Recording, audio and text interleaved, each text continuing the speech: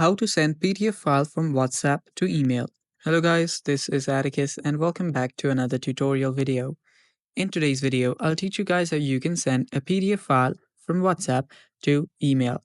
So before we begin, if you're new to our channel, head down below and hit the subscribe button so you don't miss out on our future videos. Now let's begin.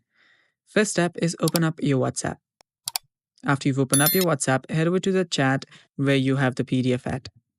After you've done that, long press on the PDF and there you will see an option to share the PDF. Now, if you don't see it, you can simply tap on it and there you will see the share icon on the bottom left, which you can tap on.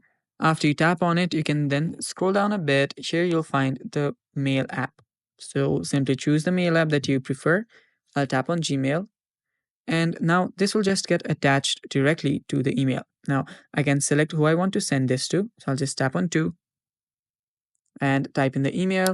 And now I can send this. And it's basically that simple. And that is how you can send PDF file from WhatsApp to email.